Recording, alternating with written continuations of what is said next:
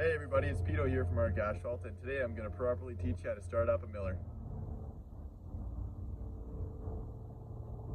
This is a miller. So the first step that we're going to want to do here is you got to check your oil. This is crucial.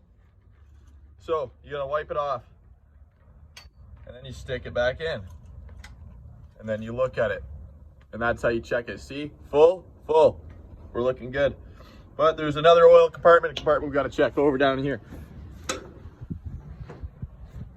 All right, so as you follow me over to the other side here, you're gonna notice gearbox. Behind that, another dipstick. You're gonna want to wipe it off again. And then of course, stick it back in, and then you pull it out. That's how to properly check your oil. We're full. So that means we're good to fire up. Okay, once all your oil's checked, you gotta go in this cabinet here. Alright, so first things first is your night switch. We need that on. So turn that on. And then this is your inverter battery switch. Flick that to the on button. Then we got a switch over here on the inverter. Hit that towards you. Now CB2 powers your cyclogen burner, so only A and B unit need that as they run cyclogen. So we're gonna leave this off for now. And CB3 powers your incinerator, so we're gonna flick that on. And then right here, there's a little switch, and it's gonna work the fan inside this control box. That's all you need to know in there. All right, so first things first, to fire this thing up, we gotta go to the control power button, hit that on. And now we can turn our key, click it once. So you guys in Ontario, you got a screen here, so once you flick the key, it'll say waiting to start, and then once it says ready to start, you can fire it up. So after you fire your machine up, the first thing you're going to want to do, you're going to see two propane shutoffs, one on this side and one on the other side in the same spot. You got to pull them from left to right for them to engage. So you pull that, you walk over here, and you pull that. Give it a twist, and it'll stay on. You pull your two red propane shutoffs. You're going to want to come over to the front of the propane tank here, and you're going to see 4 valves. This is our liquid valve, but I think you guys have them arranged differently. So we're gonna open this real slow.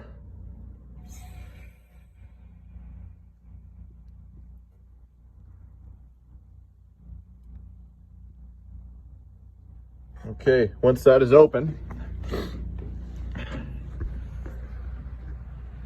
we can come over here to the vaporizers.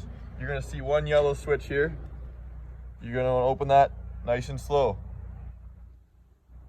And then you're going to want to come over to the other side. There's an identical switch on the other box.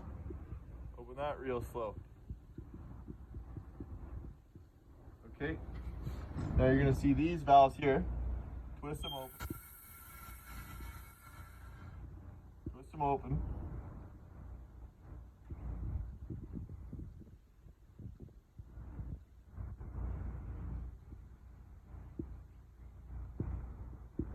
There's one on the other side too.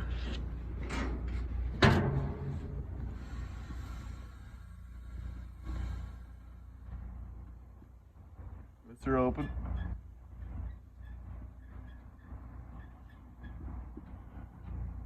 Okay, now you're going to see 2 identical valves here. You're going to want to open these at the same time. You can watch your gauge.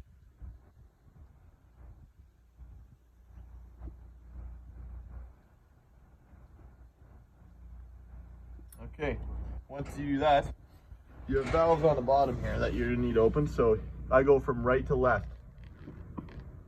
And as you open them, you can watch your gauge move around. Open that. Open that. And this one on the far left is your bed pressure valve.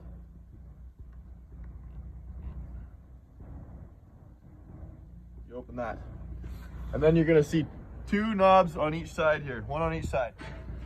So it's at the off position, so you're going to want to stick it to run. And then same on the other side. Stick it to run. Okay, next thing on the list here, we got your incinerator valves. Go from top to bottom. You flick that into the on position. And you follow down, you're going to see the exact same thing. Flick that on in the on position. Okay, now we got a valve here.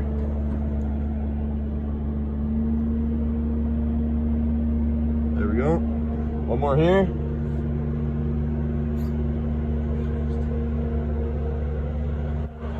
Voila. Alright, so now we got the vaporizer boxes here. Once you turn all your propane on. So as we already had this knob to run, you're going to need a lighter for this part of the process. As I just dug one out of my pocket. So you're going to hold this button on the top here and light the pilot. Now you're going to want to wait about 15 seconds for everything to get going, and once you let go and the flame is still going, then you can let go and you can crank it all the way to the 8 position. Once you do that and it's running, close her up and then move on to the next one. Okay, so the next part of the step here, we need to increase the RPM with this black dial. So we're going to want to crank that up, and then once you get to about 1,000 to 1,200 RPM, you're going to hear the hydraulics kick in. But we need this machine to be running at about 13 to 1,500 RPM to do our next process. So follow me to this side. So you're going to see the rejuvenation control here. We want to click this to recirc, and then turn your manual pump speed to max. So as in the last part of the video, as we turned it to recirc and manual pump speed, the only millers that should be doing this is A and B unit, as this is the cyclogen controls. C unit doesn't need to do that process. Alright, so the next step here, we need chain oil and a grease gun.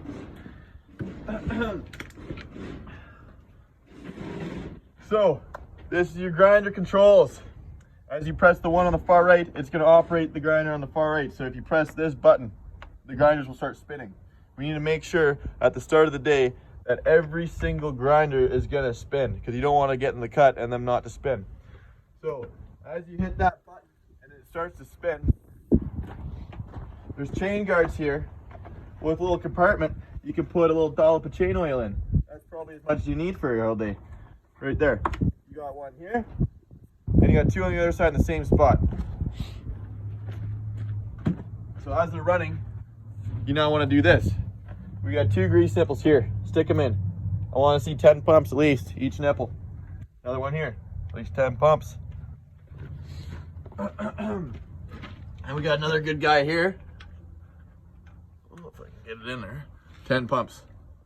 Exact same on the other side with the grinders. So after we do the grinders, we're going to come down here and we're going to turn on the drag slat. Only B and C unit have the drag slat, so whoever the unit operator is, you don't need to worry about this part of the process. So come down here, chalk them out. So you're going to see this, drag slat controls. This forward button is going to turn it on. You want to do that every single day, obviously, to make sure it still spins. If it's jammed up, if it's ever jammed up, try reversing it. And if that doesn't work, we're going to need some help getting it clogged and unstuck, right?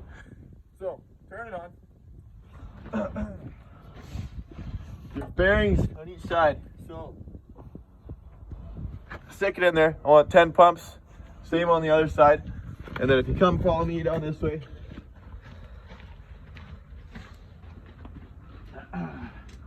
this sort of thing's got a little tight.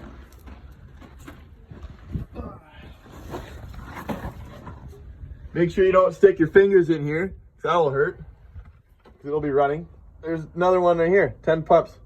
And then the same on the other side. So, now you're going to want to come to the incinerator fan here. And you obviously this is going to be spinning, so I'd suggest you don't stick your fingers in here too much. And you don't want to over grease the 2 nipples in here too much. So maybe a good 5 pumps in each. And yeah, there we go. Okay, so once we're on the road waiting to get in the cut, you're gonna find yourself with nothing to do, but there's something to do. So you're gonna want to grab your torch over here. Grab your torch here, bring it all the way down to your drag slat heaters. And then you're going to see a valve right there. You turn that on, And then you light your drag slat heaters, the 6 up there. All right, once those are lit, come to the panel here, turn your drag slat on. So once you're still in the road after you've lit up your drag slat, A unit, you probably want to do this way before. Okay, so you're going to want to turn your incinerator on. Okay, that's after you light your drag slat. Make sure things are working. If they're not working, you're going to need to get your mechanic or something.